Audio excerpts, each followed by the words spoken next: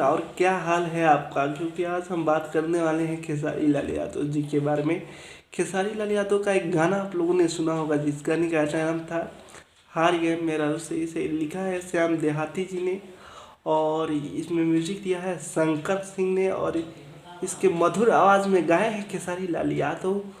और ये गाना ऑडियो में रिलीज हो गया है। आज के इस वीडियो में बताएंगे हम कि वीडियो कब रिलीज होने वाला है। जी हाँ, तो वीडियो का टीजर रिलीज कर दिया गया है सारे म्यूजिक पर, आप जाकर देख सकते हैं।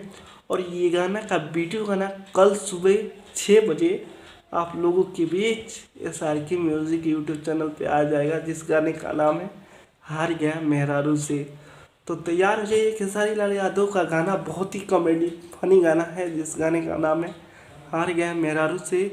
तो तैयार हो जाइए इस गाने को सुनने के लिए कल सुबह 6 बजे SRK म्यूज़िक यूट्यूब चैनल पे। तो आप लोगों को न्यूज़ अच्छा लगा हो तो लाइक करें, शेयर करें और चैनल पे पहली बार आए हैं तो सब्सक्राइब करके घंटी का बटन दबाना मत भूलिए।